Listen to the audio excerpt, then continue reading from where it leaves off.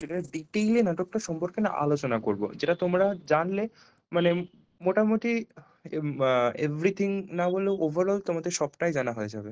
এবং তার বেসিসে তোমরা যখন কোয়েশ্চেন আনসার পড়বে, ধরো মুখস্থ করবে ইংলিশে, তোমাদের কোনো রকমের প্রবলেম হবে না। তো সেটা আজকের ক্লাসের বেসিক্যালি। আর লাইন বাই লাইন তোমাদের সাথে তুলে ধরা হবে, রেকর্ডেড ক্লাস হোক বা যে কোনো ভাবে। আর মোটামুটি আজকেরটা অন্তত মিস করো না, ভালো করে শোনো। কোনো কিছুর দরকার নেই, শুধুমাত্র শুনবে ভালো করে।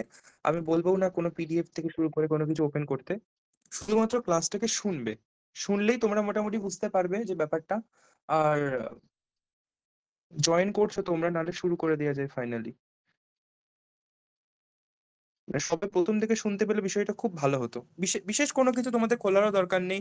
তোমাদেরকে একটা পিডিএফ দেওয়া হয়েছিল, বলেছিলাম পিডিএফটা পড়তে, আশা করা যায় প্রত্যেকেই পড়েছো। আর না পড়লেও শোনো, আর পড়ে থাকলেও শোনো। স্যার তো ওই নাটকটা, পিডিএফ হ্যাঁ, এর ওই প্রশ্নগুলো কি মুখস্থ করতে হবে? না না না, হ্যাঁ মুখস্থ তো করতেই হবে, কিন্তু আমাকে, আমি এখন ধরবো না, আমাকে বলতে হবে না। আমার প্রথম যেটা এই মুহূর্তে সেটা হলো যাতে তোমাদের জিনিসটা মানে ওই আন্ডারস্ট্যান্ডিংটা তোমাদের মধ্যে আসে। বেসিক আন্ডারস্ট্যান্ডিং বলো, এমন নয় নাটকটা খুব জটিল, ওই বেসিক আন্ডারস্ট্যান্ডিং হলেই চলবে, ওটুকু এলেই চলবে তোমাদের।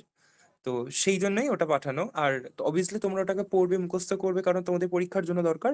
আর একটা জিনিস যেটা পিডিএফ এর মধ্যে নেই বাট ইম্পর্টেন্ট, সেটা হলো ওটাও তোমাদের সাথে দেওয়া হবে।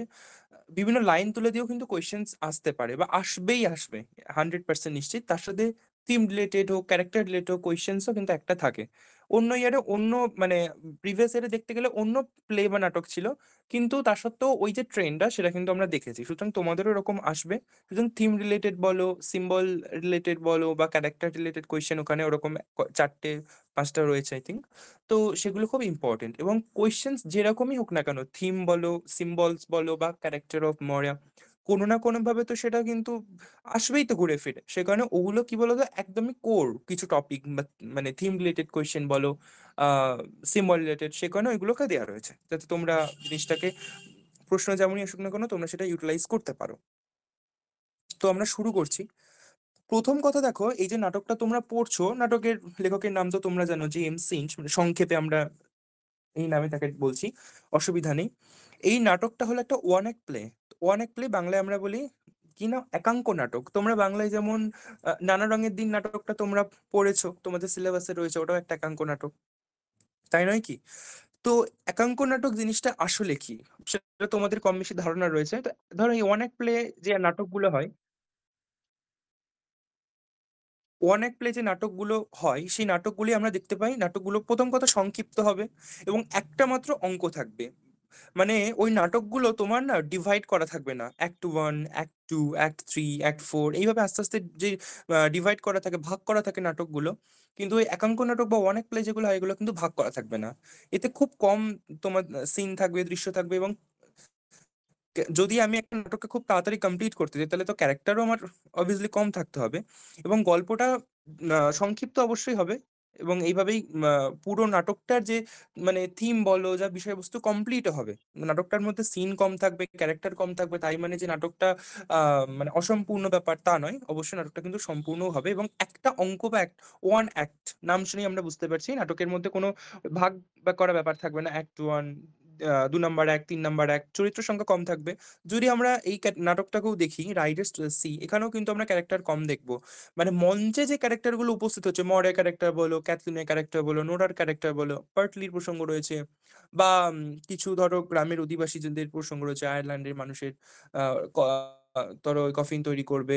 তো খুব অল্প সংখ্যক, কিন্তু মেন বলতে গেলে মরেয়া, তার মেয়ে, বার্টলির প্রসঙ্গ রয়েছে সামান্য। তো আমরা কিন্তু মঞ্চে যে ক্যারেক্টার গুলো আসছে তাদেরকে কিন্তু খুবই সামান্য আমরা দেখতে পাবো।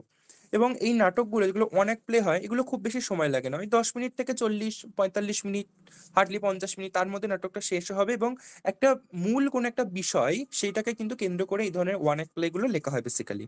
তার মধ্যে একটা সমস্যা থাকবে, একটা ক্লাইম্যাক্স থাকবে, একটা সলিউশন থাকবে। আর গল্পটা কিন্তু যথেষ্ট দ্রুত এগোবে, দ্রুত এগোবে, দ্রুত সমাধান হবে। তুমি যখন একটা নোভেল পড়ছো, নোবেলের মধ্যে তুমি দেখবা যে কোনো বিষয়কে না অনেক বেশি এলাবোরেট করা। এপিকে তুমি দেখবে মানে অসম্ভব এলাবোরেট করা। এখন এপিকের মধ্যে একটা বিষয়কে মানে যে কিভাবে এলাবোরেট করা, সেটা না পড়লে তোমরা বুঝবে না। ধরো 4টে এপিক আমাদের একটা বিষয়কে নিয়ে একটা লাইনকে ওরা মানে এত উপমা দিয়ে নানান কিছু দিয়ে ভরিয়ে তুলবে, পাতার পর পাতা সেটাকে এক্সপ্লেন করে দেবে। তো যেটা অনেক দীর্ঘ ব্যাপার। তো আমরা অনেক প্লেটের কথা বলছিলাম, তো এই প্লের মধ্যে আমরা দেখবো সেটা খুব দ্রুত ঘটবে, দ্রুত সমাধান হবে। দেখো দ্রুত সমাধান না হলে কিভাবে 10 থেকে 40-45 মিনিটের মধ্যে শেষ হবে। এবং নাটকের মধ্যে কিন্তু একটা ইউনিটি থাকবে। অনেক প্লের একটা বিষয় সেটা হলো ইউনিটি থাকবে, ইউনিটি বা একতা থাকবে, unity of place, unity of time, unity of action. Unity of time বলতে একটা সময় বা ধরো একটা কিছুটা পার্টিকুলার সময় বা অল্প সময়, যেমন আমি যদি বলি 24 ঘন্টা, তাহলে নাটকটা যে হবে 24 ঘন্টার গল্প নিয়ে কিন্তু নাটকটা ঘটছে। বা ইউনিটি অফ প্লেস, একটা নির্দিষ্ট স্থানে হয়তো নাটকটা ঘটছে, বারবার জায়গার পরিবর্তন হবে না। ইউনিট অফ অ্যাকশন, একটা প্রধান অ্যাকশনকে কেন্দ্র করে বা ভিত্তি করে কিন্তু আমাদের পুরো নাটকটা আবর্তিত হবে বা ঘুরবে। বারবার জয়েন করছো একজন একজন করে, তো তোমাদেরই প্রবলেম। তো আমাদের যে নাটকটা সেটাও রাইডার্স টু দ্য সি, এরকমই একটা নাটক, জেমস সিনজের লেখা।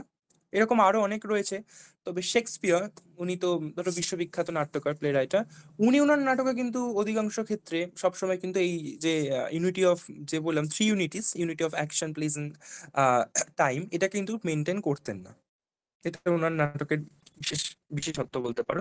তো রাইডার্স টু দ্য সি এটাকে অবশ্যই আমরা একাঙ্ক নাটক বলতে পারি, কারণ এখানেও ওই বিষয়টা আমরা দেখতে পাচ্ছি, যেখানে একটাই অঙ্ক রয়েছে এবং পুরো ঘটনা যা কিছু ঘটছে সেই একটা মেইন বিষয়কে কেন্দ্র করে কিন্তু নাটকটা সামনের দিকে এগোচ্ছে। নিখুঁত একদম অনেক প্লে এটা। এর মধ্যে কোনো ধরো 1 নাম্বার 1, 2 নাম্বার 1 এরকম কোনো ভাগাভাগি করা নেই। এবং গল্পের মধ্যে যা রয়েছে সেটা মানে কনফ্লিক্ট বলো বা কোনো সমাধান হোক, সমস্ত কিছু কিন্তু একটা অঙ্কের মধ্যে কমপ্লিট হয়ে যাচ্ছে। এবং এই পুরো নাটকটা তুমি একটা ভালো করে দেখো যে সেটিংটা রয়েছে, মানে স্থান, সেটা কিন্তু সিঙ্গেল সেটিং, একটাই স্থান। ওই যে বললাম ইউনিটি অফ প্লেস, দেখো এখানে বারবার কিন্তু জায়গা ঘুরছে না, পুরো নাটকটা কিন্তু মডের কুড়ে ঘর, ওই আহ, তার যে ছোট্ট ঘর, সে কুড়ে ঘরের মধ্যেই কিন্তু হচ্ছে। যেটা আয়ারল্যান্ডের, পশ্চিম আয়ারল্যান্ডের একটা দ্বীপপুঞ্জের কিন্তু একটা খুবই ছোট্ট ঘর। সেই স্থানটা কিন্তু পরিবর্তন হচ্ছে না, তো ইউনিটি অফ প্লেস বজায় থাকছে খুব ভালোভাবে। লিমিটেড টাইম কিন্তু আমরা নাটকের মধ্যে দেখতে পাচ্ছি, নাটকটা খুব অল্প সময়ের মধ্যে ঘটছে, তাই নয় কি? যেখানে আমরা ক্যাথলিনকে দেখছি, নোরাকে দেখছি, তারপর মরিয়াকে দেখছি, তাদের মধ্যে কনভারসেশন হচ্ছে, কথাবার্তা হচ্ছে, তাদের মাকে নিয়ে, তার মা ঘুমানোর চেষ্টা করছে, ঘুমোতে পারছেন না, এরকম কিছু। এবং শেষ পর্যন্ত বাটলি মরে যায় এবং সব শেষে, নাটকের শেষে মরিয়ার যে জীবন সম্পর্কে উপলব্ধি, মৃত্যু সম্পর্কে তার যে উপলব্ধি, একদম মানে উচ্চতার যে, সর্বোচ্চ উচ্চতার যে ফিলোসফি সে উপলব্ধি করছে, তার মধ্যে কিন্তু বিশেষ জায়গার কিন্তু পার্থক্য ঘটছে না। মোটামুটি স্বল্প সময়ের মধ্যে এবং খুব একটা ছোট জায়গার মধ্যে কিন্তু সবটাই ঘটছে। লিমিটেড যেমন আমরা টাইম দেখতে পাচ্ছি, তেমন প্লেসটাও একটা নির্দিষ্ট ছোট জায়গা, তার কুড়ে ঘর। তাহলে ইউনিটি অফ টাইম বজায় থাকছে, কারণ মোটামুটি ঘটনাগুলো কিন্তু ধরো একটা নির্দিষ্ট অল্প সময়ের মধ্যেই ঘটে যাচ্ছে, এবং এর মধ্যে কিন্তু একটা সিঙ্গেল প্লট রয়েছে বা সিঙ্গেল অ্যাকশন আমরা দেখতে পাচ্ছি, যেটা আমাদের নাটকের প্রধান ঘটনা। কোন বিষয়টাকে নিয়ে শুরু হচ্ছে এবং শেষ হচ্ছে? বার্টলির মৃত্যু নিয়ে। বার্টলি সমুদ্রে যাবে, অর্থাৎ মরিয়ার ছোট ছেলে, তার মোট 6 ছেলে রয়েছে। 6 ছেলের মধ্যে এই 5 ছেলেকে ইতিমধ্যেই সে হারিয়ে ফেলেছে, 5জন ছেলে তার মারা গেছে।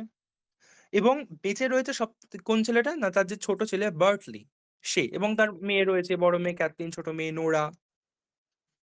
তো তার যে ছেলেটা বেঁচে রয়েছে সে হলো বার্টলি। তো এই বার্টলি আমরা শুরুতেও দেখবো সে সমুদ্রে যাওয়া, তার সমুদ্রে যাওয়া, এবং সমুদ্রে যাওয়া নিয়ে তার মা মরিয়ার মনের মধ্যে যে দুশ্চিন্তা কাজ করছে, সে খুবই অ্যাংসাস সেই বিষয়ে। এবং শেষ পর্যন্ত সে যেমনটা আন্দাজ করছিল যে তার ছেলে মরেই যাবে, অন্য ছেলেগুলোর মতো মরেও যায়। এভাবে তার 6 ছেলেই মারা যায়, সমুদ্রে মরে যায়। তার শ্বশুর মরে, তার শ্বশুর, তার স্বামী, তার 6 ছেলে প্রত্যেককেই ওই ধরো সমুদ্রের জলে হারিয়েছে। তো সমুদ্রের যে বিধ্বংসী রূপ, সেটাই কিন্তু আমরা এখানে নাটকে দেখতে পাবো। এবং প্রধান ক্যারেক্টার বলতে মরিয়া, মরিয়ার ছোট ছেলে বার্টলি, তার বড় মেয়ে ক্যাথলিন, ছোট মেয়ে নোরা। এবং এখানে খুবই কিছু মাইনর ক্যারেক্টার্স রয়েছে, ছোটখাটো ক্যারেক্টার। ওই বলতে গেলে যেমন ইমনের ক্যারেক্টার বা কিছু ধরো গ্রামবাসী ক্যারেক্টার, সেগুলো আমাদের জন্য অতটা, মানে মেইন ক্যারেক্টার গুলোর উপর ফোকাস রাখো। সবগুলোই অবশ্যই ইম্পর্টেন্ট। আর থিমও ধরো একটাই থিম, মানে ঘুরে ফিরে কিন্তু আমরা এখানে সমুদ্রের নিষ্ঠুরতা দেখতে পাচ্ছি, মানুষের যে ফেট, ইনএভিটেবিলিটি অফ যে ফেট, মানে ভাগ্যের যে আমরা একটা অনিবার্য বিষয় দেখতে পাচ্ছি। নিয়তি যেটা আমরা বলি না, মানে নেগেটিভলি যেটাকে আমরা খুব বোঝাতে চাই, নিয়তি, মানে নিয়তি বলতে আমরা যে কোনো নেগেটিভ সিচুয়েশনে হয়তো বলি এটাই নিয়তি। তো এই যে নিয়তি বিষয়টা এখানে আমরা দেখতে পাচ্ছি, এবং মায়েদের যে দুঃখ, সেই দুঃখটাও কিন্তু এখানে ফুটে উঠছে। তো আমাদের রাইটার্স রয়েছে একটা খুব আহ, অনেক প্লে, একদম সার্থক অনেক প্লে, এবং তার সাথেই ট্র্যাজেডি। ট্র্যাজেডি কেন? বেসিক্যালি ট্র্যাজেডি এমন এক ধরনের নাটক, যে নাটকে আমরা দেখতে পাই যে নাটকের প্রধান চরিত্র, হিরো হোক হিরোইন হোক, মৃত্যু ঘটবে। অ্যারিস্টটল যে ট্র্যাজেডির সংজ্ঞা দিয়ে গেছেন, বা অ্যারিস্টটল ট্র্যাজেডি সম্পর্কে যা বলেছেন, তাতে আমরা দেখি এই ট্র্যাজেডির যে হিরো বা ক্যারেক্টার, সে সবসময় অভিজাত সম্প্রদায়ের কেউ, বা হয়তো রাজা রানী, রাজপুত্র, প্রিন্স প্রিন্সেস, এই রকমের কেউ, মানে খুবই বড় লোক টাইপের। কিন্তু মডার্ন যুগে আমরা দেখতে পাচ্ছি, মডার্ন এরাতে এই ট্র্যাজেডির ক্যারেক্টার বা ট্র্যাজেডির হিরো হতে গেলে যে তাকে খুব বড় লোক, উচ্চ ধরনের অভিজাত সম্প্রদায়ের, বা তাকে ওই রাজা রানী টাইপের ভীষণ বড়লোক হতে হবে, এরকম কোনো ব্যাপার নেই। একটা সাধারণ ঘরের ছেলে, একটা সাধারণ ঘরের লোক, মহিলা, সেও ট্র্যাজেডি হিরোইক ফিগার হতে পারে, নো প্রবলেম। তো এখানে আমরা কিন্তু সেটাই দেখতে পাচ্ছি, এই নাটকের ট্র্যাজিক যে, ধরো হিরোইক যে ফিগার বা ট্র্যাজিক ফিগার, সে কিন্তু মরিয়া। তিনি কিন্তু অ্যারিস্টটলিয়ান হিরো নন, এটা কিন্তু মনে রাখতে হবে। আয়ারল্যান্ডের একজন দরিদ্র মা, তার দুঃখ বেদনা আমরা দেখতে পাচ্ছি। সে তার স্বামী, তার 6 ছেলে, সবাইকে, তার শ্বশুর, এবং তার শেষ পর্যন্ত যে ছেলে বেঁচে ছিল বার্টলি, সবাইকে সে কিন্তু সমুদ্রে হারাচ্ছে। এই যে মৃত্যু মৃত্যু বিয়োগান্তক বিষয়, তাহলে এটা বিয়োগান্তক নাটকে পরিণত হচ্ছে, এটা একটি ট্র্যাজেডি। তো এই হলো বিষয়। এবং ট্র্যাজেডির মধ্যে আমরা না ওই ভাগ্যের যে পরিহাস, সেটাকে কিন্তু আমরা দেখতে পাই। এসে অ্যারিস্টটলের ট্র্যাজেডি হোক বা যে কোনো ট্র্যাজেডি হোক, তোমরা ম্যাকবেথে দেখেছো, ওথেলোয় দেখেছো, অডিপাস টেক্স তোমরা পড়োনি, তাতেও আছে। বা এই যে নাটক, এখানেও তাই, ভাগ্যের পরিহাস, যে কিভাবে সমুদ্র তার প্রত্যেকটা ছেলেকে কেড়ে নিল, তার পরিবারের সকল পুরুষকে কেড়ে নিচ্ছে, এই বিষয়টা। আর ট্রাজেডি যখন মানুষ দেখে, মানে ওই নাটকটা যখন দেখছে, ওই নাটক, তখন ওই যে হিরোইক ফিগার বা যে সেন্ট্রাল ক্যারেক্টারটা রয়েছে, সে কোনো না কোনো একটা না ভুল করে ফেলবে, তার ক্যারেক্টারের মধ্যে একটা কোনো ফ্লো থাকবে। সেই ফ্লয়ের জন্য কি হবে না, সেই ফ্লয়ের জন্য আহ, তার ডাউনফল হবে, এবং শেষ পর্যন্ত ওই ফ্ল থেকে তার ডাউনফল হয়ে গেছে। এবং যে দর্শক বা অডিয়েন্স বা দেখবে বা রিডার যখন পড়বে সেই নাটকটা, তখন সে খুবই কিন্তু দুঃখ পাবে। তার মনের মধ্যে পিটি এবং ফিয়ার, মানে ভয়ও জাগবে, যে ওরকম একটা হিরোইক ফিগার সেরকম ভুল করে তার এরকম খারাপ অবস্থা হয়ে গেল। এবং শেষ পর্যন্ত তার কিন্তু মনের মধ্যে করুণাও জাগবে, ভয় এবং করুণাও জাগবে তার মনের মধ্যে। এবং এটা আমরা যে কোনো ধরনের ট্র্যাজেডির মধ্যেই কম বেশি দেখতে পাই, এটা উল্লেখযোগ্য বিষয় অ্যারিস্টটলের মতো, যে পিটি এবং ফিয়ার কিন্তু অডিয়েন্সের মধ্যে জাগবে। এবং ট্র্যাজেডির মধ্যে আমরা মানুষের সাথে প্রকৃতি বলো বা নিয়তি বলো, এই দুটোর কনফ্লিক্ট দেখতে পাই, মানুষের সাথে প্রকৃতি বা মানুষের সাথে নিয়তি। এবং মৃত্যু কিন্তু এখানে অনিবার্য, ইনএভিটেবল ডেথ, অর্থাৎ মৃত্যু এখানে ঘটবেই, কারণ না কারণ এখানেও ঘটছে। আমরা দেখতে পাচ্ছি বাটলির মৃত্যু ঘটছে, তার ছোট ছেলে, এবং এছাড়াও আগে তার 5 ছেলের মৃত্যু ঘটেই গেছে। এবং শেষ পর্যন্ত দেখে মানুষের মধ্যে একটা একটা শুদ্ধি ব্যাপার আসবে, মানুষের ক্যাথারসিস হবে পিটি এবং ফিয়ার সৃষ্টির পরে, এবং মানুষের তখন খুব ভালো লাগবে। তো এই পুরো নাটকটার মধ্যে আমরা দেখতে পাচ্ছি মৃতদেহের ব্যাপার, তারপর সমুদ্রের বিষয়, কান্না কাটি, যেটা একটা দুঃখের পরিবেশ সৃষ্টি করছে। তো এবার আমরা সরাসরি নাটকের মধ্যে ঢুকবো। এই নাটকটার মধ্যে আমরা দেখতে পাচ্ছি একটা কুঁড়ে ঘরের মধ্যে একটা শুরু হচ্ছে পশ্চিম আয়ারল্যান্ড, আয়ারল্যান্ডের পশ্চিমে একটা দ্বীপপুঞ্জ, সেই দ্বীপপুঞ্জে অ্যারান দ্বীপপুঞ্জ। তা সেখানে ওরকম একটা কুঁড়ে ঘরে বসবাস করছে কে না, মরিয়া, তার ছেলে বার্টলি, এবং তার বড় মেয়ে ক্যাথলিন, ছোট মেয়ে নোরা, তারা বসবাস করছে। এবং তারা যে বসবাস করছে মোটামুটি ভালো, মানে মোটামুটির অবস্থায় রয়েছে, তাদের ফিনান্সিয়াল কন্ডিশন খুব একটা ভালো নয়। তাদের ফিনান্সিয়াল কন্ডিশনে যেহেতু ভালো নয়, সেহেতু ধরো পরিবারে যে ছেলে রয়েছে তাদেরকে কাজকর্ম করতে হতো। তো এরকম তার যে দাদা মাইকেল, সেই ছেলেটিও মারা গেছে, মরিয়ার সেই ছেলে মারা গেছে, তো এখন বেঁচে রয়েছে কিনা বার্টলি।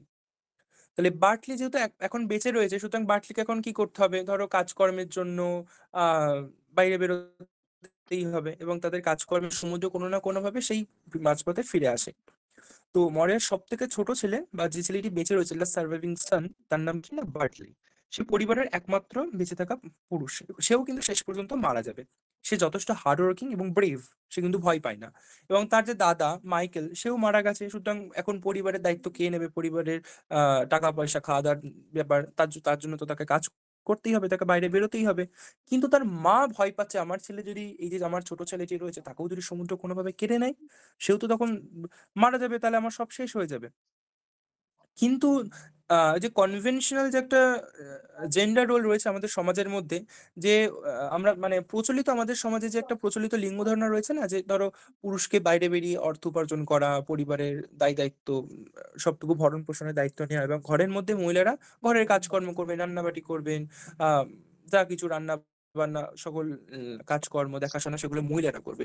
এই যে প্রচলিত লিঙ্গ ধারণা, কনভেনশনাল যে আমাদের ধরো জেন্ডার রোল রয়েছে, এই বিষয়টা না এখানে কিন্তু খুব ভালোভাবে ফুটিয়ে তুলেছে।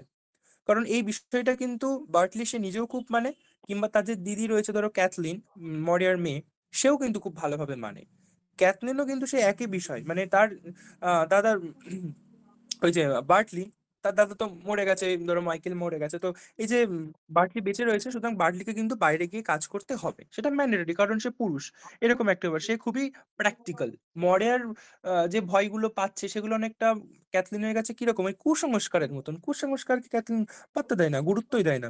তার 20 বছর বয়স এই ক্যাথলিন, সে একদমই প্র্যাকটিক্যাল, কেয়ারিং অবশ্যই, এবং রেসপন্সিবল পরিবারের প্রতি, এবং দুঃখ কষ্টকে কাটিয়ে কিভাবে উঠতে হয় সেই শক্তিটা কিন্তু তার মধ্যে খুব ভালো রয়েছে। মায়ের কুসংস্কারকে সে একদমই কিন্তু পাত্তা দেয় না, এবং ওই যে বললাম কনভেনশনাল যে আমাদের জেন্ডার রোল সমাজে, তাতে কিন্তু সে দৃঢ়ভাবে বিশ্বাস করে যে বার্টলি তার ভাই, সে একজন যুবক পুরুষ, এবং তাকে কিন্তু সাগরে পাড়ি দেওয়ার তার কাছে কিন্তু খুবই একটা বীর ব্যাপার, কোনো খারাপ ব্যাপার নয়, এবং তাকে গিয়ে তার দায়িত্ব পালন করতে হবে।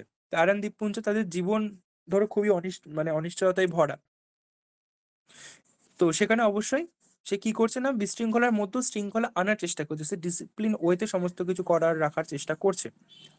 এছাড়াও আমরা দেখতে পাচ্ছি মরিয়ার ছোট মেয়ে, তার নাম কি না নোরা, সে মরিয়ার সব থেকে ছোট মেয়ে।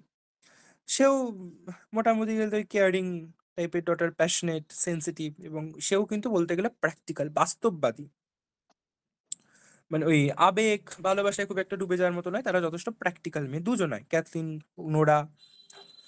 এই নাটকের মধ্যে সরাসরি আমরা একজনের প্রসঙ্গ পাবো, কিন্তু মঞ্চে সে উপস্থিত হবে না, সে হলো একজন ইয়াং প্রিস্ট, একজন যুবক যাজক, তরুণ যাজক। এবার আমাদের ধর্মে আমরা ধরো প্রিস্টদের কি বলি না, আমরা পুরোহিত বলি, ব্রাহ্মণ বলি, তেমন ওদের ধরো খ্রিস্টানিটি, তো সেই খ্রিস্টানে ওরা কি বলছে না, ওরা বলে বাংলায়, মানে বাংলায় অনুবাদ করলে পাদ্রী বা যাজক, তো ওরা প্রিস্ট বলে।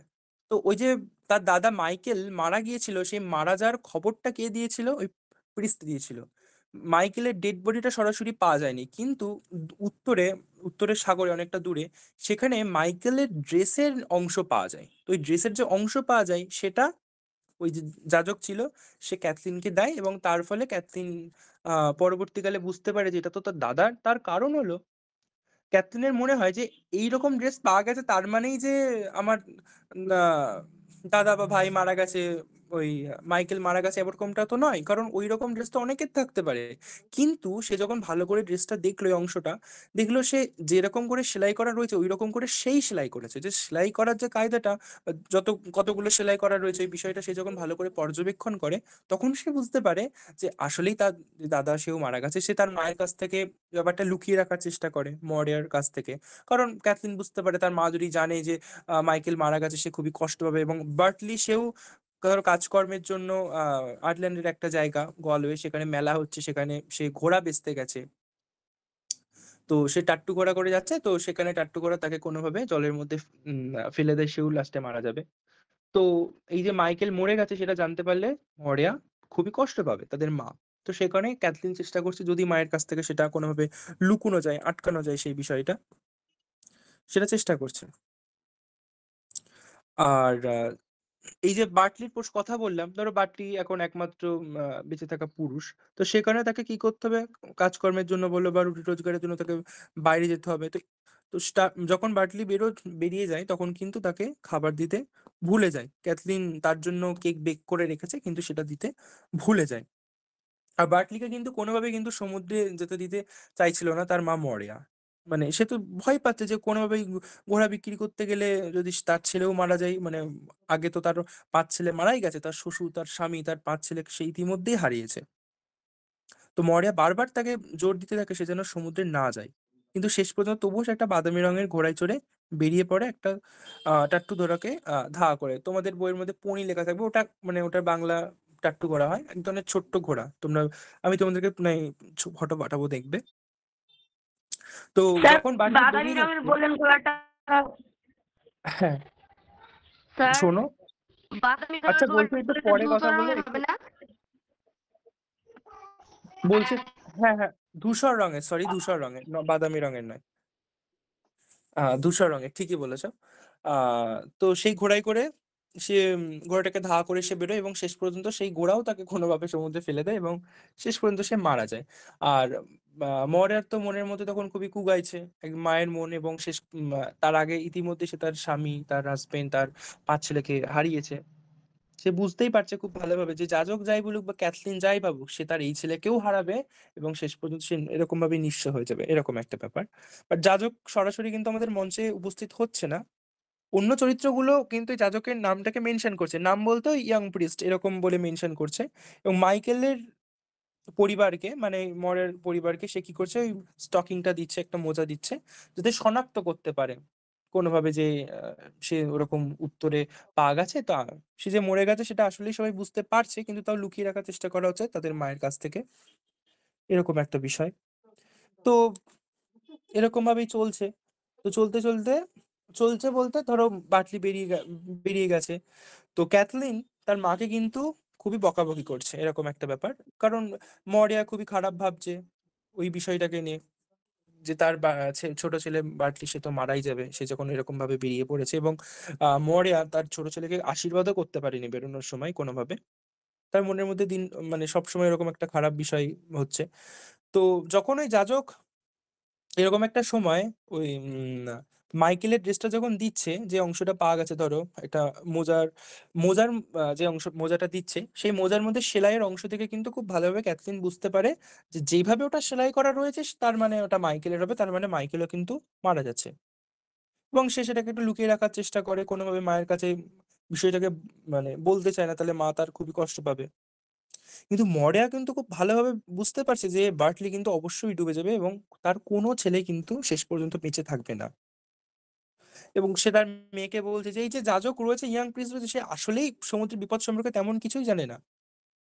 এবং শেষ পর্যন্ত যা সে ভাবে এবং তাই হয়।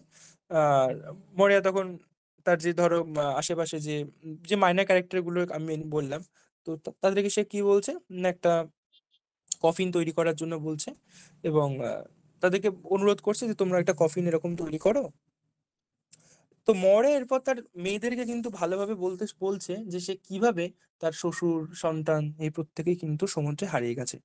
এবং এর মধ্যে কিছু মৃতদেহ পাওয়া গেছে, আবার কিছু মৃতদেহ হারিয়েও ধরা গেছে, যেমন মাইকেলের মৃতদেহটা পাওয়া যায়নি উত্তরে, দূরে সমুদ্রে, সেখানে তার ওই রকম যে ড্রেসের অংশটা পাওয়া গেছে তার মাধ্যমে বোঝা গেছে, বা ওইটুকু শনাক্ত করা গেছে আফটার অল। তো এরপরে কি হচ্ছে, তাদের কুটিরের মধ্যে কিছু জন জেলে মাইনার ক্যারেক্টারের মধ্যে ফিশারম্যান গুলো পড়বে। তো সেই তারা কি করছে, বার্টলি ডেড বডিকে নিয়ে কিন্তু কুটিরের মধ্যে প্রবেশ করছে। এবং গ্রামের যে মহিলারা রয়েছে তারা ব্যাপারটা বলে যে একটা, ধরো এই তুমি যে বললে ধূসর রঙের একটা টাট্টু ঘোড়া, সে কিভাবে বার্টলিকে সমুদ্রে ধাক্কা দিয়েছে, এবং আফটার সেও মারা যায়। তো মরিয়া বার্টলির মৃতদেহের কাছে যায়, এবং সেখানে কি করছে, মাইকেলের যে কাপড়টা সেটা সে ওখানে রাখছে, তার উপর সে পবিত্র জল ছিটিয়ে দিচ্ছে, এবং তারপরে সেখানে ওই হোলি ওয়াটার দেওয়ার পর সেখানে সে প্রে করছে। মানে ধরো এটা ওদের ব্যাপার, রীতিনীতি।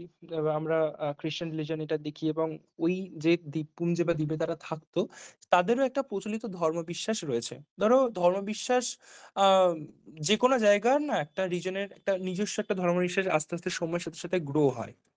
সেটা যে কোনো জায়গায়, যদি আফ্রিকাতে দেখা যায়, বিশেষভাবে আফ্রিকায় খুব ভালোভাবে সেটা দেখা যাবে।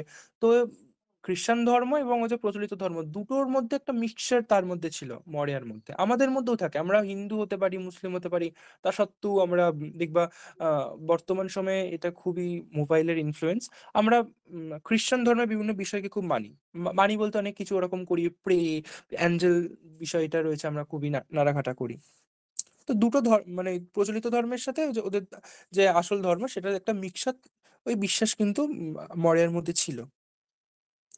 তো শেষ পর্যন্ত কি করছে, মরিয়ানা নিজের সাথে কথা বলছে, এবং এই যে সমুদ্রের যে পাওয়ার সেটাকে সে কিন্তু স্বীকার করে নিচ্ছে, সে কিন্তু তার ভাগ্যের কাছে মানে আত্মসমর্পণ করছে। ওই যে বললাম এটা ইনএভিটেবল অফ ডেথ, সেই বিষয়টা কিন্তু ওই যে মৃত্যুর অনিবার্য বিষয়টা কিন্তু দেখা যাচ্ছে। এবং সে এটা ভেবে নিশ্চিত হচ্ছে এরপরে যে সমুদ্র তার আর তো কোনো ক্ষতি করতে পারবে না, সে এবার শান্তিতে ঘুমোতে পারবে এবং সে এখন খুবই মানে যাকে বলে যে খুবই মানে পুয়ার আর একদমই খুবই দরিদ্র এবং তার সে একদমই এমটি নাও। সে এখন একদমই খালি, শূন্য। আর তো তার কিছু নেই। তো ক্যাথরিন এবং গ্রামবাসীকে ওই মৃতদের জন্য একটা কফিন তৈরি করার জন্য অনুরোধ করছে এবং মরিয়া তার মেয়েদেরকে এবার কি করছে না সান্ত্বনা দিচ্ছে। এই বলে সান্ত্বনা দিচ্ছে যে দেখো সবাইকেই তো একদিন মরতে হবে, সুতরাং আমাদের কারোরই শোক করা উচিত না। আমাদের প্রত্যেকের সন্তুষ্ট হওয়া উচিত এবং মাইকেলের খুবই চমৎকার ভাবে ভালোভাবে সৎকার করা হয়েছে এবং বার্টলির জন্য একটা গভীরভাবে কবর খোঁড়া হবে। তো এই কথা সে বলছে যে কোনো মানুষই, লাস্টে বলা হচ্ছে কোনো মানুষই চিরকাল বেঁচে থাকতে পারবে না, বাঁচতে পারবে না, আর আমাদেরকে সন্তুষ্ট হতেই হবে। তাহলে শুরু থেকে শেষ এই যে একটা শেষ মানে শেষ আর শেষ একটার পর আরেকটা মৃত্যু, সে তার পাঁচ, সে তার শ্বশুর তার হাজবেন্ডকে তো হারিয়েছে, তারপর আস্তে আস্তে তার পাঁচ ছেলেকেও হারিয়েছে, তার অবশিষ্ট সব থেকে ছোট ছেলে যে ছিল বার্টলি তাকেও হারালো। এই যে শেষ, শুরু থেকে শেষ পুরোটাই মৃত্যু এবং নিয়তির এই যে অনিবার্য বিষয়টা, ধ্বংসের প্রতীক হিসেবে সমস্ত কিছু ফুটে উঠছে। যেখানে সমুদ্র এখানে শুধুমাত্রই ধ্বংস, the sea symbol of fate and destruction আমরা দেখতে পাচ্ছি নাটকের মধ্যে। মানে সমুদ্র এখানে শুধুমাত্র কিন্তু জল বহন করছে না, নিয়তি বলো, ভাগ্য বলো, মৃত্যু এবং আফটার অল ধ্বংসটাকে কিন্তু ফুটিয়ে তুলছে। মরের পরিবারের যত পুরুষ রয়েছে সবাইকে কিন্তু কেড়ে নিয়েছে এবং যে সময় ধরে নাটকটা লেখা হয়েছে সেই সময় সমাজের মধ্যে ওই যে কনভেনশনাল জেন্ডার রোল এবং তাতে সোসাইটির মধ্যে উম, বা দেশের মধ্যে যে পুরুষের যে দৃষ্টিভঙ্গিটা, পুরুষের প্রতি যে দৃষ্টিভঙ্গিটা, সেটাও আমরা এখানে দেখতে পাচ্ছি। এবং সেটা আয়ারল্যান্ডের মতন একটা জায়গায় নিশ্চয়ই সেই সময় অন্যরকম হবে না। সেই সময় ধরুন এই নাটকটা যখন লেখা হতো তখন আমেরিকাও তো আর আজকের ডেটের আমেরিকা নয়, বা এই পুরো পৃথিবীর মধ্যে ফিমেলদের অবস্থা বা ওই যে চিন্তা ভাবনা পুরুষের প্রতি বা সমাজের জেন্ডার রোলে, যে কোনো জেন্ডার রোল এই যে আজকের ডেটে যেটা রয়েছে, থার্ড ওয়ার্ল্ড যে বিভিন্ন কান্ট্রি গুলো রয়েছে, তৃতীয় বিশ্বের দেশগুলো, আজকের ডেটেও তো অধিকাংশ এরকমই, কটার উন্নত দেশ ওই রকম রয়েছে লাইক আমেরিকা বা অন্যান্য। তাহলে শুরু থেকে শেষ আমরা কি দেখতে পাচ্ছি না, একটা কুঁড়ে ঘরের মধ্যে যা কি ঘটনা ঘটছে, পশ্চিম আয়ারল্যান্ডের অ্যারান দ্বীপপুঞ্জ, সেখানে বসবাস করে মরিয়া, তার মেয়ে, তার বড় মেয়ে ক্যাথলিন, ছোট মেয়ে নোরা এবং তার পুত্র, ছোট ছেলে যে বেঁচে রয়েছে সে হলো বার্টলি। এবং এখানে দেখা যায় ঘটনাক্রমে আস্তে আস্তে কিন্তু মরিয়া শেয়ার করছে তার মেয়েদেরকে যে তার স্বামী, সন্তান, তার শ্বশুর, তার স্বামী, তার পাঁচ ছেলে সবাইকে হারিয়েছে এবং বেঁচে রয়েছে শুধুমাত্র বার্টলি। এবং বার্টলিও শেষ পর্যন্ত তাদের সেখানে এক জায়গায় মেলা হয়, সেখানে ঘোড়া বিক্রি করতে গিয়ে সেও কিন্তু আফটার মারা যায়। সে মনে করে হয়তো ঘোড়া বিক্রি করলে লাভ হবে এবং যেহেতু পরিবারের মধ্যে বেঁচে থাকা একমাত্র পুরুষ বার্টলি, তা সেও কিন্তু খুবই রেসপন্সিবল। সে কিন্তু রেসপন্সিবিলিটিটাকে কিন্তু সে নিয়েছে, পালিয়ে যায়নি কোনোভাবে। যদিও তার মা মরিয়া সে খুবই ভীতগ্রস্ত এই বিষয়টা, সে খুবই অ্যাংসাস যে যেভাবে তার পাঁচ ছেলে বা পরিবারের সবাই মারা গেছে সেভাবে নিশ্চয়ই তার এই যে ছোট ছেলে বার্টলি সেও কোনো না কোনো ভাবে মারা যাবে, এটা সম্পর্কে সেও খুবই উদ্বিগ্ন। তো ওই যে মায়ের মন, ওই যে কু গেয়েছে, তো সেটাই আফটার অল হলো। আর তার দুই মেয়ে ক্যাথলিন বলো, আম, নোরা বলো, তারা খুবই প্র্যাকটিক্যাল। তারা ওই যে সে আমরা বলি না যে ঘরের মধ্যে আঁচলের মধ্যে বেঁধে রাখা, ওই বিষয়টা তাদের মধ্যে নেই, তারা খুবই প্র্যাকটিক্যাল মেয়ে। হ্যাঁ, পরিবারের মধ্যে একদম বেঁচে থাকা একমাত্র যুবক বা পুরুষ তার ভাই বার্টলি, সুতরাং বার্টলিকে যেতে হবে, অনেকটা এরকমের ব্যাপার। বার্টলিও কিন্তু রেসপন্সিবল বিষয়টা সে ফিল করে, সে রেসপন্সিবিলিটিটাকে কিন্তু নিয়েছে, সে এড়িয়ে যাওয়ার কোনো বিষয় নেই এবং যায় এবং ঘটনাক্রমে সে ঘোড়া কিন্তু তাকে ফেলে দেয়। তো তারও মৃত্যু ঘটে। এবং এর আগে যে ছেলেটি মারা গেছে মরিয়ার, বার্টলির আগে যে ছেলেটি মারা গেছে মাইকেল, সেই মাইকেলের ডেড বডি কিন্তু খুঁজে পাওয়া যায়নি। কিন্তু ক্যাথলিন বুঝতেই পেরেছে যে মাইকেলও মারা গেছে, তার কারণ ওই যে যুবক তাকে এই যে মোজাটা দিয়েছে, স্টকিং দিয়েছে, তার মাধ্যমে বুঝতে পেরেছে ক্যাথলিন যে এটা কিন্তু তার দাদা, এবং সে কিন্তু বুঝতে পারে সেও মারা গেছে। তার কারণ হলো সে প্রথমে এটা আন্দাজ করে যে একটা মোজা বা একটা ড্রেসের অংশ পাওয়া গেল মানেই তো এটা নয় যে আমার দাদার, ওরকম ড্রেস তো অনেকে পড়তে পারে। কিন্তু যেভাবে ওটা সেলাই করা রয়েছে, কটা সেলাই করা রয়েছে, সে যখন ভালো করে দেখে সে বুঝতে পারে সেটা সেই করে দিয়েছে এবং সেও কিন্তু নিশ্চিত হয়। সে নিজের মায়ের কাছ থেকে লুকোনোর চেষ্টা করে কিন্তু তার মা কিন্তু সবই বুঝতে পারছে, এমনকি বার্টলি যে মরে যাবে সেটাও তার মা কিন্তু আগে থেকেই রিড করে ফেলেছে। এবং শেষ পর্যন্ত সেটাই হচ্ছে, গ্রামের লোকজন সেই বার্টলির মৃতদেহকে নিয়ে আসছে এবং সেই মৃতদেহ দেখার পর সে তো খুবই শোকাহত, বাট মরিয়া পরিবারের সবাই, মরিয়া তো খুবই শোকাহত, সে তার মা, একদমই দরিদ্র বৃদ্ধা মা।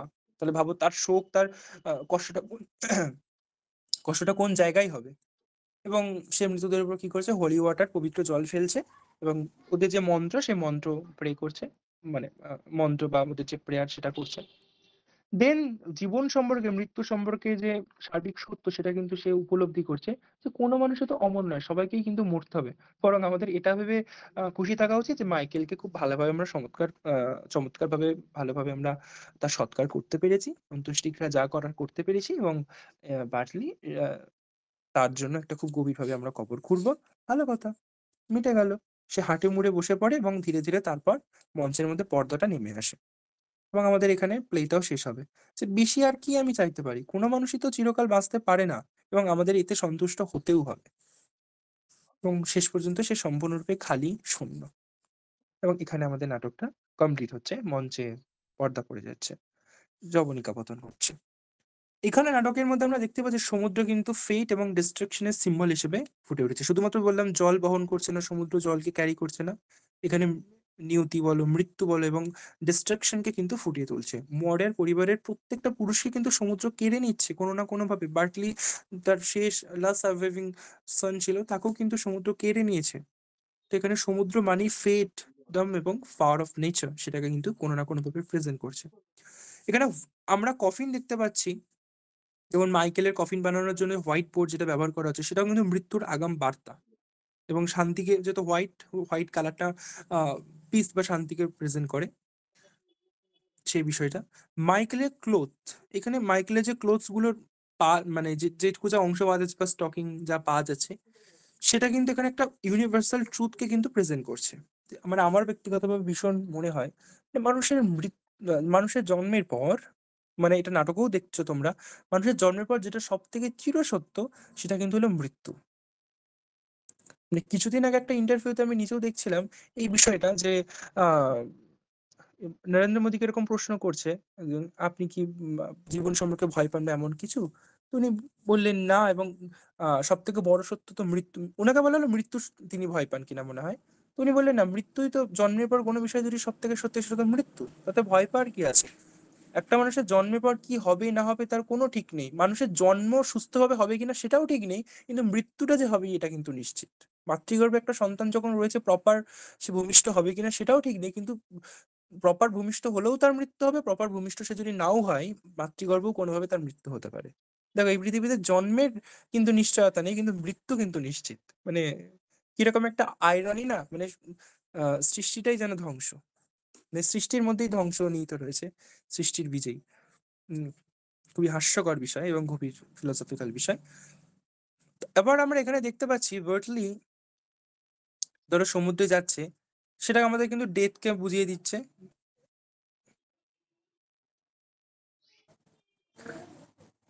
এখানে আর বিশেষ কোনো সিম্বল বলতে গেলে আই থিঙ্ক নেই।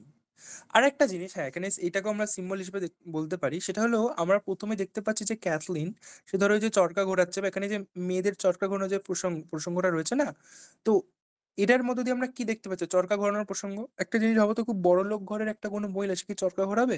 তাহলে এখানে এই চরকা ঘোরানো, এই ওটার মধ্যে দিয়ে কিন্তু এখানে যে ধরো যে গ্রামের জীবনযাত্রা, দ্বন্দ্ব, মানে সংগ্রাম এবং দারিদ্র্য, এই বিষয়টা কিন্তু আমরা দেখতে পাচ্ছি। ডেইলি স্ট্রাগল বলো, ট্র্যাডিশনাল উমেন্স লাইফ, এই বিষয়টা কিন্তু এখান দিয়ে আমরা দেখতে পাই।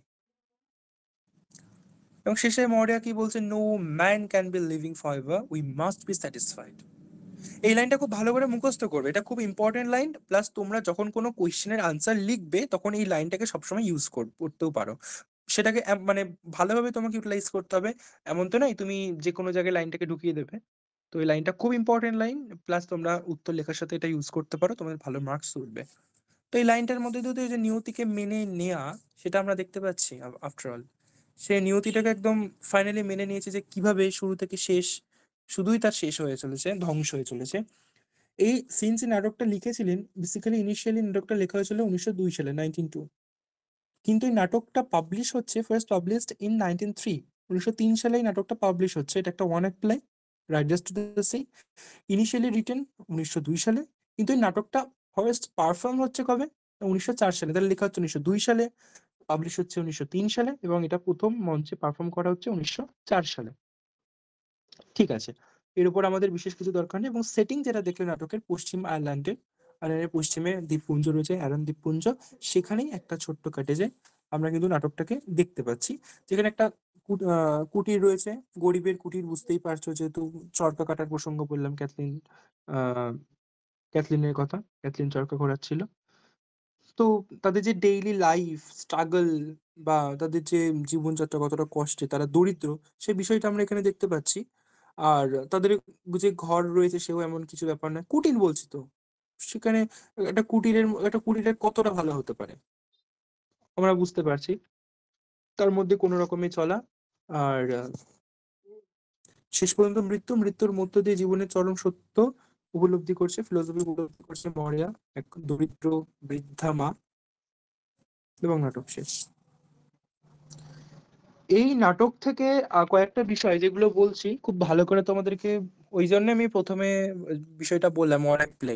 ওয়ান অ্যাক্ট প্লে কি, ট্র্যাজেডি কি, বা এটা ট্র্যাজেডি হিসেবে কতটা সার্থক, খুব সামান্য বিষয় এটা, এগুলো এমন কিছু গুরুত্ব দিতে হবে না, বাট এগুলো জানতে হবে অবশ্যই। আর আর একটা বিষয়, মরের যে ক্যারেক্টারটা রয়েছে সেটা কিন্তু এখানে ভীষণ ইম্পর্টেন্ট।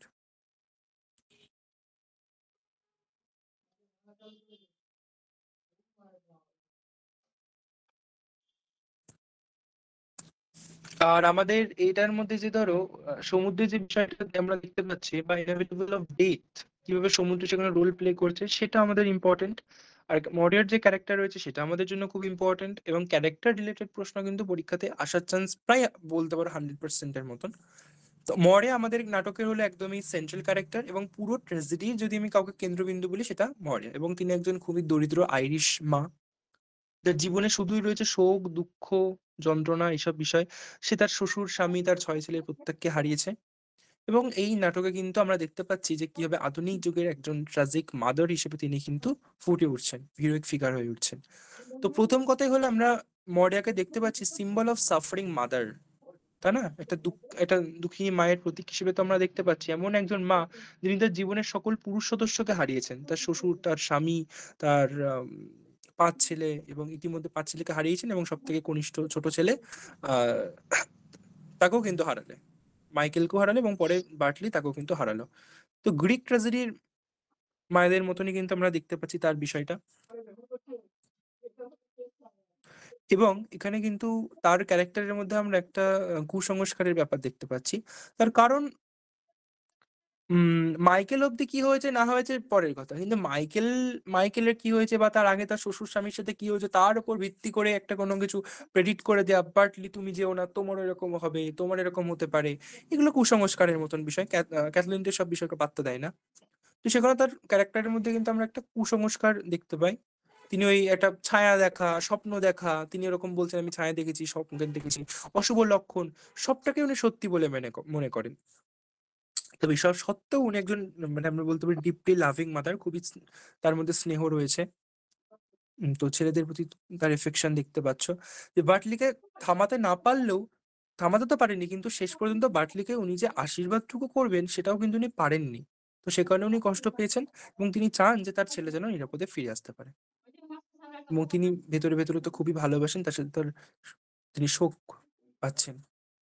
এবং অবশ্যই ভাগ্যের কাছে যে প্রত্যেকে অসহায়, যে বললাম ইনএভিটেবল অফ ডেট বলো, ফেট বলো, সেই নিয়তির বিষয়টা আমরা দেখছি যে হেল্পলেস এগেইনস্ট ফেট। তিনি যতই স্নেহশীলা মা হন, যাই হন না কেন, আফটারঅল তিনি কিন্তু নিয়তির কাছে অসহায় হয়ে উঠেছেন, হেল্পলেস এগেইনস্ট ফেট। তো মরিয়া জানেন যে তিনি যেটাই চাইবেন সেটা তো ঘটবে না, কারণ তিনি ভালোভাবে জানেন যে কিভাবে সমুদ্র তার সকল কিছুকে কেড়ে নিয়েছে। তিনি সমুদ্রকে খুবই ভয় পান, এবং এই যে তিনি এতটা অসহায় হয়ে উঠেছেন, সেই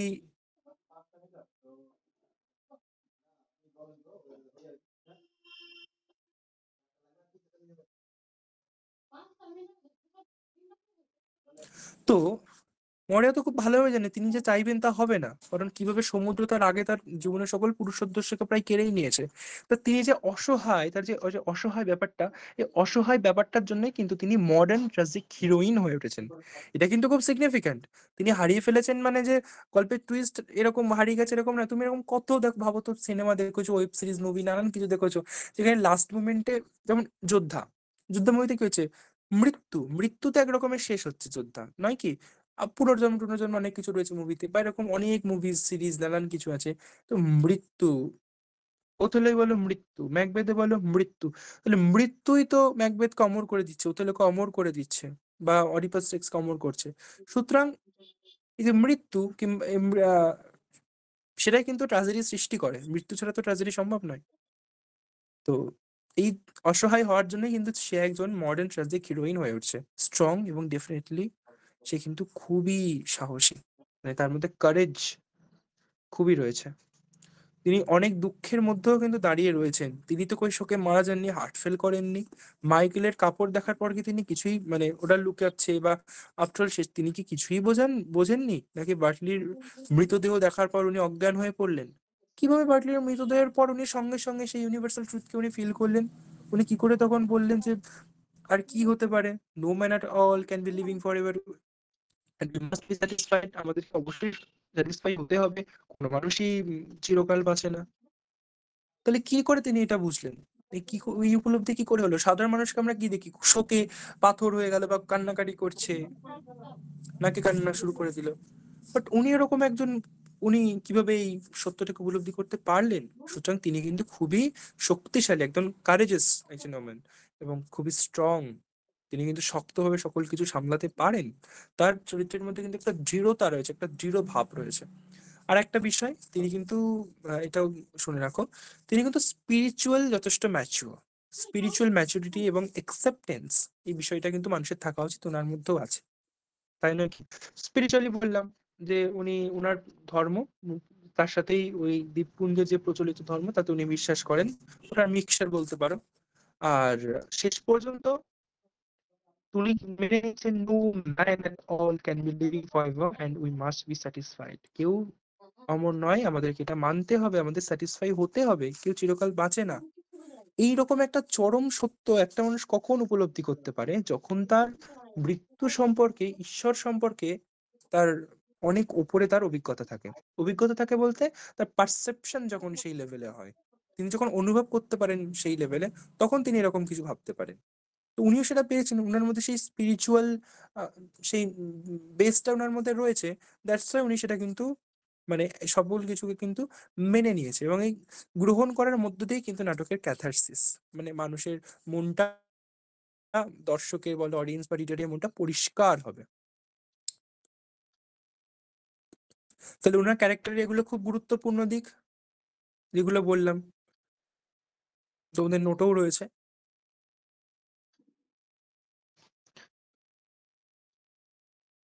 এবার দেখো, নাটকের মধ্যে কিন্তু অনেক ছোটখাটো অনেক বিষয় রয়েছে, ক্যারেক্টার রয়েছে, সেগুলো জন্য লাইন বাই লাইন ফুটিয়ে পড়তে হবে।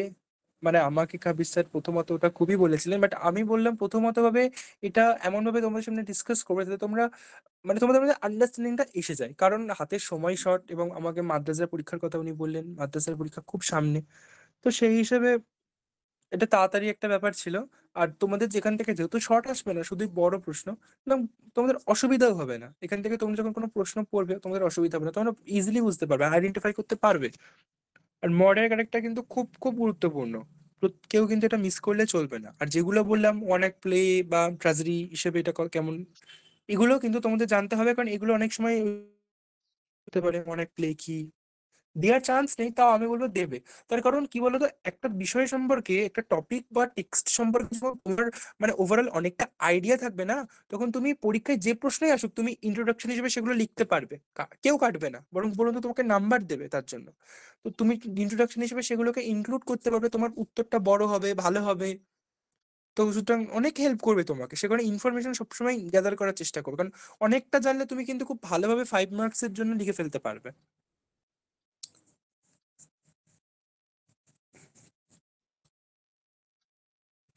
আশা করি যে তোমরা তোমাদের যে পিডিএফটা দেওয়া হয়েছিল সেই পিডিএফটা তোমরা প্রত্যেকেই পড়েছো।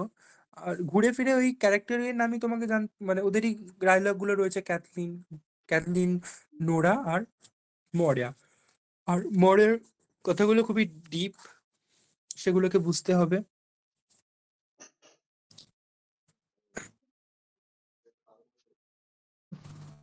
নাটকটা লেখা হচ্ছে 1902-এ, পাবলিশ হচ্ছে 1903-এ, এবং নাটকটি ফার্স্ট পারফর্ম করা হচ্ছে 1904-এ। এটুকু মনে রাখবে যে it was initially written in 1902, first published in 1903, and first perform in 1904। এটি একটি ওয়ান অ্যাক্ট প্লে, খুব বেসিক ব্যাপার, এগুলো তোমরা বড় প্রশ্ন লেখার সময় ডেফিনেটলি অ্যাড করবে।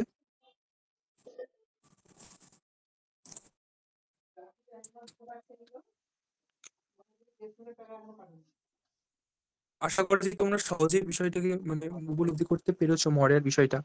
যখন কোন একটা টেক্সট তোমরা পড়ছো তখন শুধুমাত্র যেটা পরীক্ষার জন্য নয়, তোমাদের এই নাটকটার মধ্যে দিয়ে কিন্তু তোমাদের লাইফটাও দেখা উচিত। আমরাও কিন্তু একটা সময় মরবো, সুতরাং আমাদেরও এই যে উচ্চতাটা আমাদের থাকা উচিত, আমাদের মধ্যেও কিন্তু সেই একসেপ্টেন্সটা থাকা উচিত। কোনো হয়তো কাছের মানুষ কেউ হারিয়ে গেল, মারা গেল, তো সিলেবাসে তো আর এমনি এমনি দেয়নি যাতে ছাত্রছাত্রীদের মধ্যে সেই কনসিয়াসনেস, তাদের মধ্যে ওই একসেপ্ট করার একসেপ্টেন্স বিষয়টা যাতে তাদের মধ্যে আসে, তারাও তাদের মধ্যে যেন ওই পারসেপশন, তাদের ইন্ট্রোস্পেকশন বিষয়টা যেন অনেক ক্লিয়ার হয়, সক্ষম হয় তারা, তার জন্যই তো দেয়া, তাই নয় কি? তো এটা পড়ে পুতুলের মতন বসে থাকা, কোনো কিছুই নিজের লাইফে নিজে উপলব্ধি না করা, সেটা তো আমাদের কর্তব্য নয়। আমাদের এটা আমাদের রন্ধ্রে রন্ধ্রে, আমাদের রক্তে বিষয়টা ফিল করা উচিত, এরকম ব্যাপার। মোটামুটি আমি একটা প্রশ্ন করছি, যে হয়তো খুব ভালোভাবে লাইন বাই লাইন পড়োনি, সেই স্টুডেন্টের কাছে, বা হয়তো পড়তে ইন্টারেস্টেড নাও তার কাছে আমি বলছি, মোটামুটি শুনে বুঝেছো নিশ্চয়ই যে কি হলো আর কি হলো, শেষ পর্যন্ত কিভাবে কি হচ্ছে, এরকম কেউ আনসার দাও লজ্জা না পেয়ে।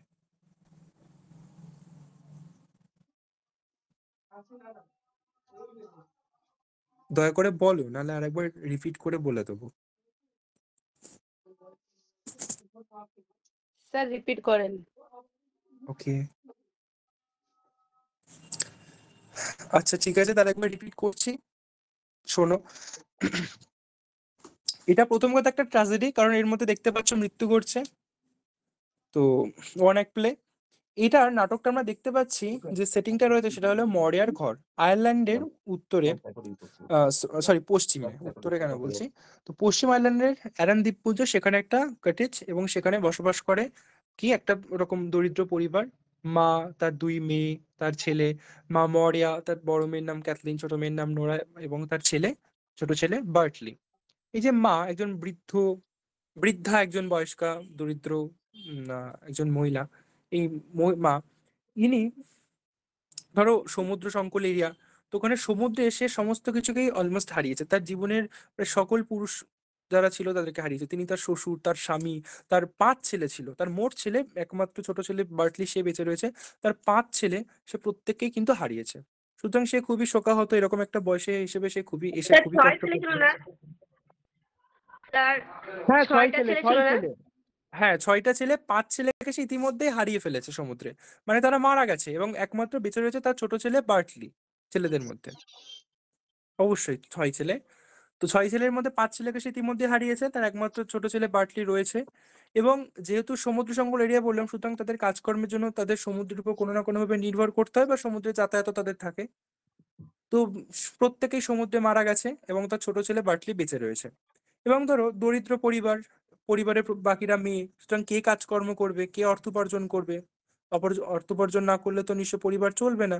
সুতরাং বেঁচে রয়েছে কে না, বার্টলি। এবার বার্টলি বেঁচে রয়েছে, সুতরাং বার্টলিকে টাকা পয়সা ইনকামের জন্য যেতে হবে, যে কাজই সে করুক তার জন্য যেতে হবে। এবং তার ধরো মডের বড় মেয়ে ক্যাথলিন, সেও তখন মনে করছে হ্যাঁ, সে যখন বাড়ির মধ্যে একমাত্র যুবক পুরুষ, তখন তাকে যেতে হবে, সে খুবই প্র্যাকটিক্যাল, এবং সে নিজেও রেসপন্সিবল, এবং বার্টলি সেও নিজেও পরিবারের প্রতি রেসপন্সিবল। কেউ কিন্তু নিজের রেসপন্সিবিলিটিটাকে কিন্তু ফেলে দিতে চায় না। এবং সমাজের মধ্যে ওই কনভেনশনাল জেন্ডার রোলসে আমরা কিরকম দেখি, প্রচলিত লিঙ্গ ধারণায় একটা পুরুষকে সবসময় বাইরে বেরোতে হয়, নয় কি, টাকা ইনকামের জন্য, পরিবার চালানোর জন্য, পরিবারের ভরণ পোষণের জন্য। সুতরাং সেই বিষয়টা কিন্তু আমরা দেখতে পাচ্ছি বার্টলির মধ্যেও রয়েছে। বার্টলিও ভাবে হ্যাঁ, সে যুবক, সে পুরুষ, সুতরাং তাকে বাইরে যেতে হবে কাজকর্মের জন্য, তাহলে কি করে ঘর চলবে। কিংবা ক্যাথলিন, মরের বড় মেয়ে, সেও কিন্তু তাই মনে করে, বার্টলি যুবক, সুতরাং বার্টলিকে কাজকর্মের জন্য কিন্তু বাইরে যেতে হবে, সেও কিন্তু খুবই প্র্যাকটিক্যাল। কিন্তু ধরো মরিয়া, সে তো মা, একজন মা তো ধরো সে তার 5 ছেলেকে ইতিমধ্যেই হারিয়েছে, সুতরাং তার মনের মধ্যে একটা কূপ গাইছে না, যে আমার যদি এই ছেলেটাও কোনোভাবে মারা যায়। সুতরাং সে কিন্তু বাটলিকার সমুদ্রে যেতে দিতে চাইছে না, কিন্তু সমুদ্রে না গেলেই বা চলবে কি করে।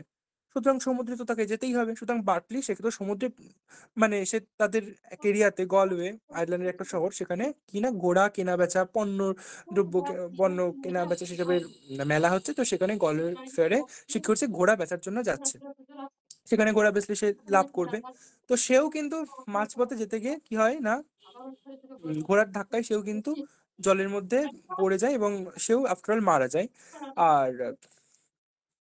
এভাবে আস্তে আস্তে আমরা কি দেখছি না, মরিয়া তার প্রত্যেকটা ছেলেকে কিন্তু হারিয়ে ফেললো। কিন্তু মরিয়া কিন্তু এই মুহূর্তে জানে না যে তার ছোট ছেলে বাটলি কিন্তু মারা গেছে, সে গেছে এইটুকুই সে জানে।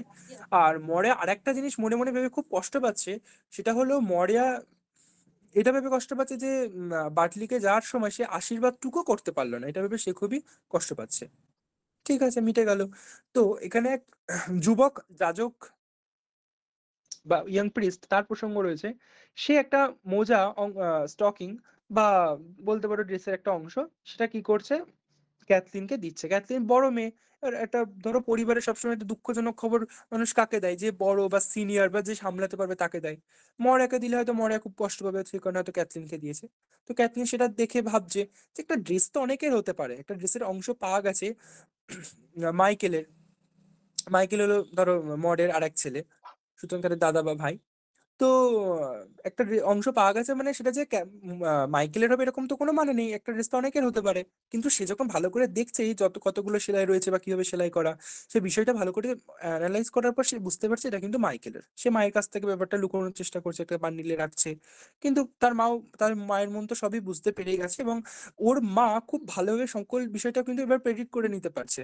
উম, মনের মধ্যে নানান ধরনের এটা ওটা ছবি, অশুভ লক্ষণ, ছায়া, সেসব দেখে সে খুব ভালোভাবে বুঝতে পারছে এই বিষয়গুলো।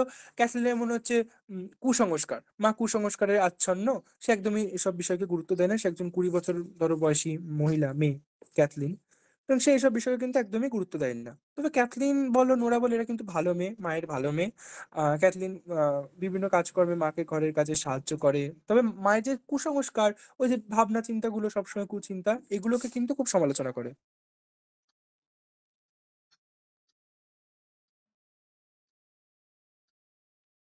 তো আমরা এভাবে ক্যাথলিনকে খুবই প্র্যাকটিক্যাল ক্যারেক্টার হিসেবে দেখছি, নোরাও তাই, নোরাও খুব প্র্যাকটিক্যাল ক্যারেক্টার। কিন্তু নোরার ফিলিং গুলো আমাদের কাছে খুব একটা সিগনিফিকেন্ট নয় প্লেতে।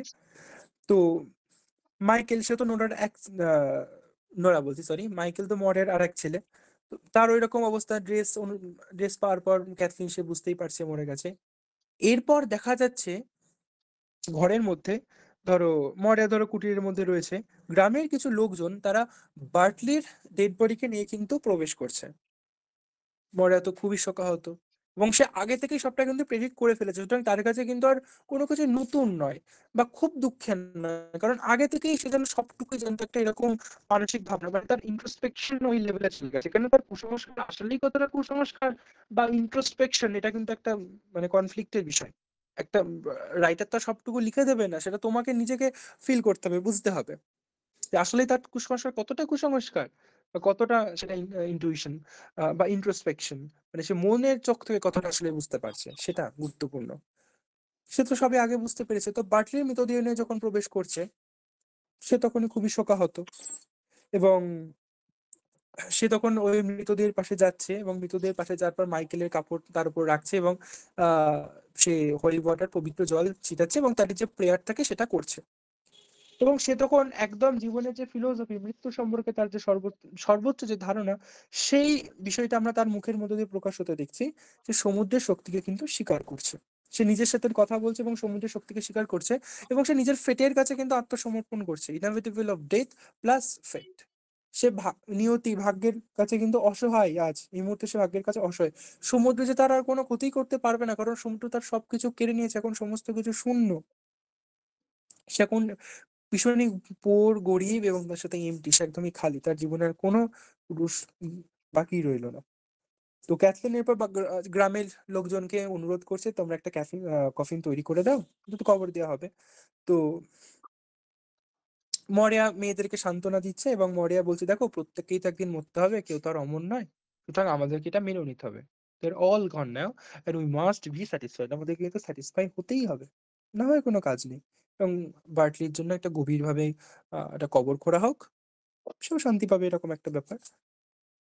এবং লাস্ট মোমেন্টে আমরা তার মুখ দিয়ে এই কথা বলতে শুনি যে সে বলে যে কোনো মানুষই তো চিরকাল অমর নয়, কোনো মানুষই চিরকাল বেঁচে থাকতে পারে না, এবং এতেই আমাদেরকে সন্তুষ্ট থাকতে হবে। We must be satisfied.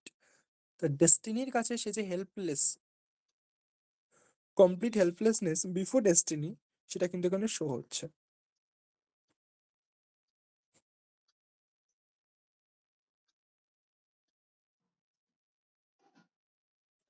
Rina Khatun left নিয়েছে।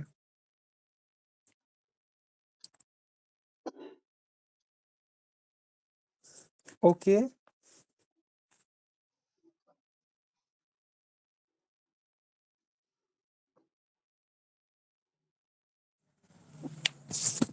বলো, কিছু বলবে?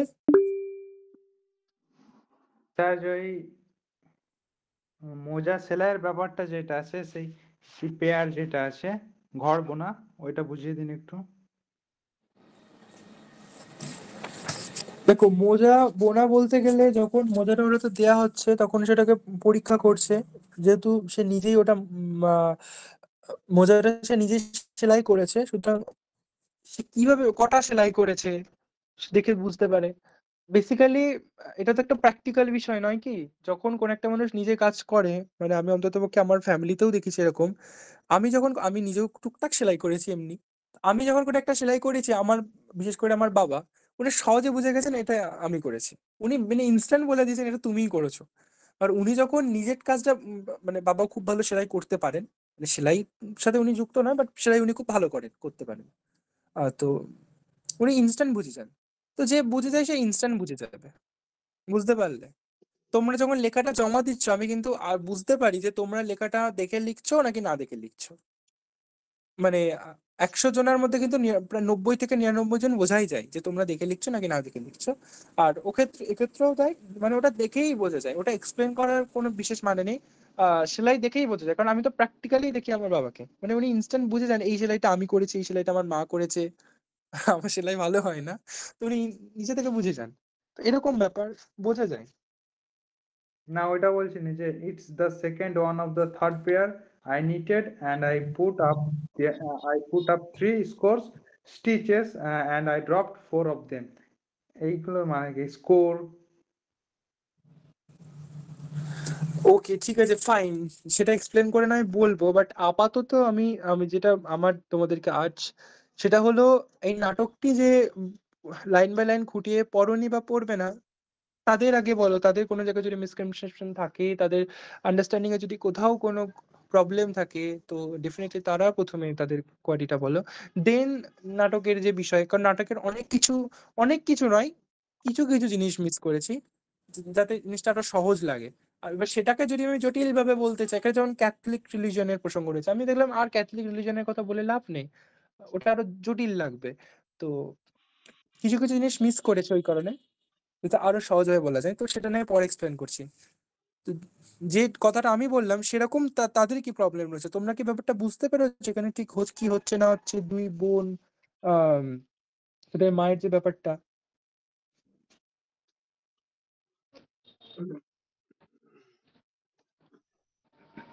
সেটা বলো, কারণ অধিকাংশ স্টুডেন্ট কিন্তু ভালো করে এই ব্যাপারগুলোকে দেখে না, এবং শেষ পর্যন্ত পরীক্ষার আগের দিন বা পরীক্ষার দিন মানে হাউমাউ করে তারা, এরকম ব্যাপার। না স্যার, এটা সকলেই দেখেছে, কারণ এটা থার্ড সেমিস্টারে ছিল তো। থার্ড সেমিস্টারে যতই থাকুক, তত তুমি দেখেছো, বাট সবাই দেখেনি, বুঝলে? স্যার এক সবাই মিনিট। দেখেনি, হ্যালো স্যার। কারণ হ্যালো। কারণ বিভিন্ন রকমের তো ভ্যারাইটি স্টুডেন্টস দেখাই যায় না, দেখি তো। তো সেই কারণে আমার যেহেতু তারাই হ্যালো। মেজর বলতে গেলে সংখ্যায়, সেই কারণে আমার ব্যাপারটা আজকের এই কারণে তাদেরকে বলা। হ্যালো স্যার, শুনতে পাচ্ছেন? তারপর তো আলোচনা হবে। হ্যালো। হ্যালো স্যার, শুনতে পাচ্ছেন? বলো, সেরকম কারোর যদি কোনো কোয়ারি থাকে সেই বিষয়টা বলো। হ্যালো। আশা করি আমি বেশ কয়েকবার বিষয়টা নিয়ে বারবার মানে হেঁটেই গেছি, বুঝে যাওয়ার কথা। তবে হ্যাঁ, আমি বুঝে শেষ গিয়েছি স্যার, পর্যন্ত, আর হবে না। ওকে, শেষ পর্যন্ত যেটা প্রতিবার বলি, যে পারসেপশন তোমার হবে। ওই যে তুমি যেটা অনুভব করবে তোমার চোখ দিয়ে,